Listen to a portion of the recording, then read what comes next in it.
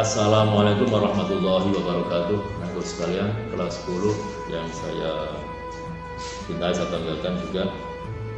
Mari kita lanjutkan studi kita atau pelajaran kita Quran hadis.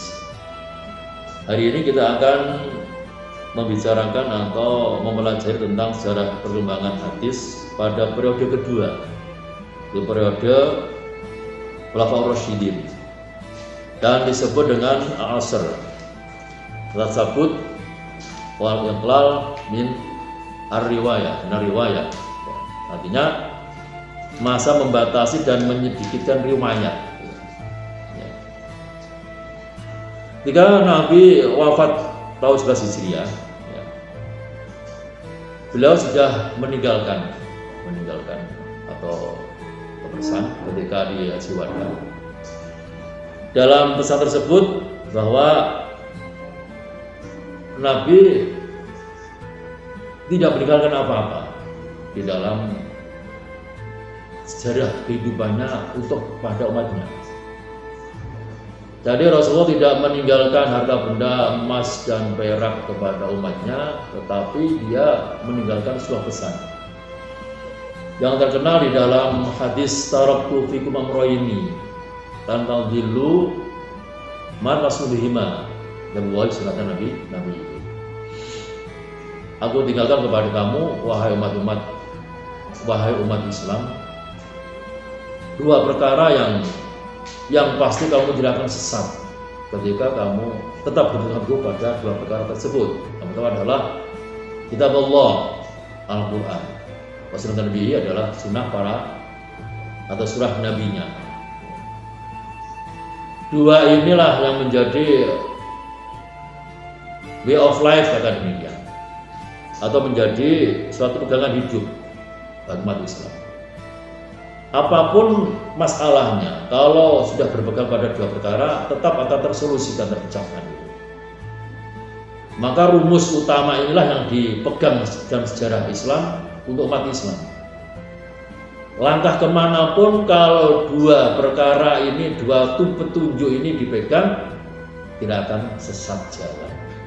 Tetapi tetap ada makhroja kalau dalam istilah di Quran, yaj'allahu makhroja. Jadi ada sebuah dalil Quran yang menyatakan wa yattaqillaha yaj'allahu makhroja, wa yattaqillaha yaj'allahu makhroja.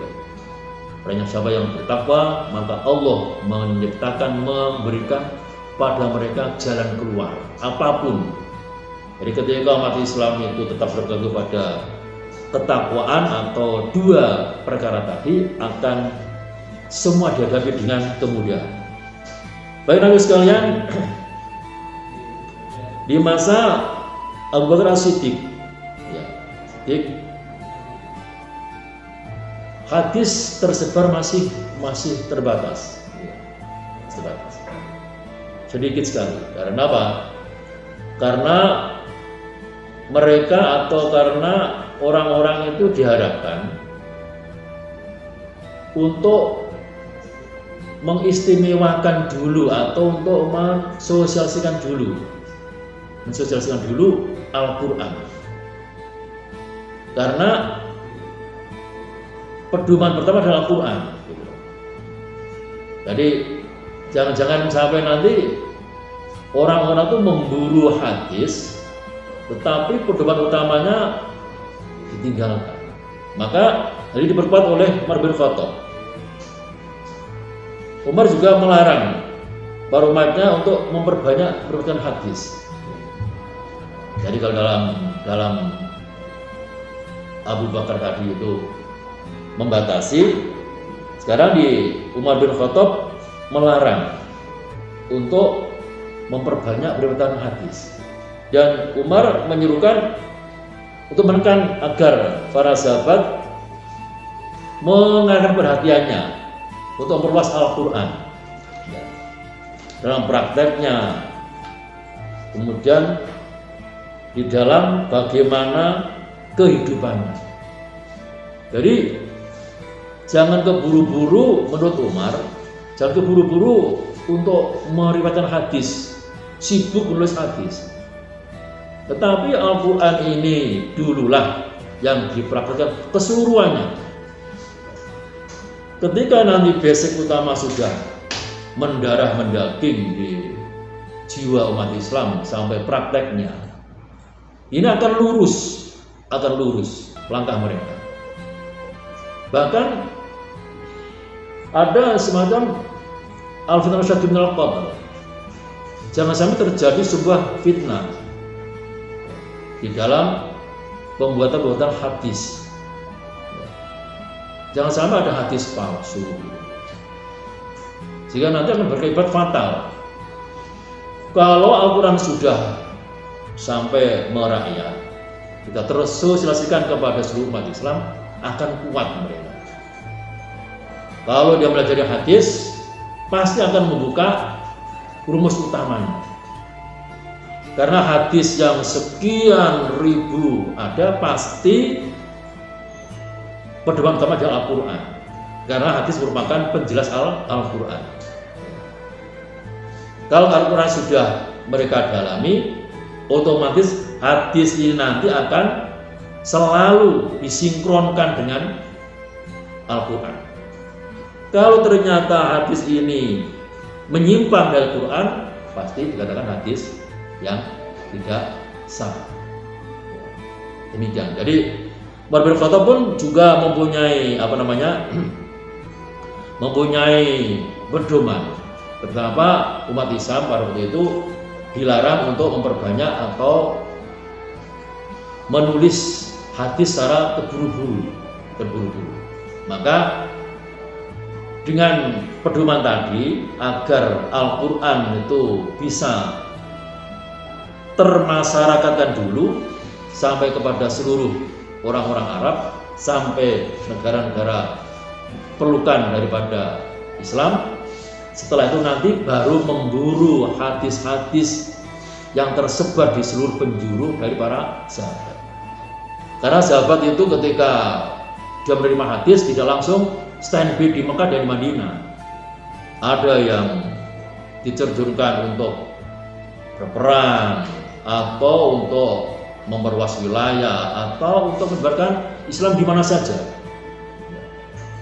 Maka ketika para sahabat pengumpul hadis, Imam Bukhari, Imam Muslim misalnya, Abu Daud, Tirmidzi misalnya, ketika dia mencari hadis, maka Al-Quran sudah dia bawa lebih dulu, perhatikan lebih dulu.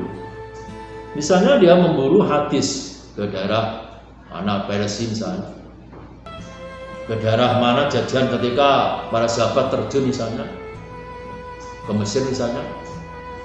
Karena di dalam perjalanan itu Islam mempunyai kode etik ketika safar kita itu tetap sholat, perintah agama, dia nggak berani meninggalkan sholat. Walaupun dia mengejar kebenaran, mencari hadis, tapi jangan sampai meninggalkan kebenaran. Untuk benar tapi meninggal benar juga sama saja, kan tidak ada hasilnya. Karena pelacakan hadis cukup jauh, maka mentalitasnya dia itu harus diperkuat dulu. Kalau dia melacak hadis sampai ke Mesir, sampai ke daerah Suriah misalnya, karena ada sahabat di sana, perjalanan harus dia pegangi dulu. Kalau dia jauh, apa yang dia harus bawa? Pakaian yang bersih misalnya, atau tempat ibadah. Dia harus diprediksi, memperhitungkan jarak-jarak untuk qadha atau untuk jarak-jarak untuk meringkas sholat misalnya, mengqashar misalnya. Ini harus dia pegang. Karena sholat sekian jauh misalnya sudah 90 km misalnya, dia harus mengqashar dan menjamak sholat. Ini dari sebuah perjalanan Al-Quran. Jangan sampai dia nanti karena jauhnya dia tidak sholat, jangan sampai. Jadi ketika dia melacak hadis, mencari hadis yang sahih, Al-Quran pun akan senantiasa dia pegang lebih dahulu. Maka Umar bin Khattab praktekkan dulu semua Al-Quran, perkecil saja hadis yang berkait saja. Artinya hadis yang mendukung saja yang kita riwayatkan dulu. Tapi hadis yang lain-lain, yang merupakan penjelasan yang lain, kita nanti setelah kita sudah mendalami Al-Quran secara keseluruhan. Itu pesan Umar bin Khattab. Makanya ketika perkembangan hadis di masa Khulafaur Rasyidin ada semacam penekanan, sehingga para sahabat itu menulis hadis atau menulis hadis mulai dua cara. Yang pertama dengan lafaz aslinya yang mereka peroleh dari Rasulullah. Jadi ada sahabat yang memang hafal betul lafaz dan maknanya dari Rasulullah, dia riwayatkan seperti itu. Yang kedua ada yang meriwayatkan dengan cara maknanya saja, karena jauhnya atau banyaknya lafalnya, dia ringkas dengan maknanya, perintah apa begitu, maksudnya apa begitu, dia buat apa lafalnya sendiri. Tetapi makna itu tetap dari Rasulullah. Anak sekalian, karena waktu sudah selesai, saya beri tugas kalian untuk satu, sebutkan masa atau istilah pada periode kedua ini. Yang pertama.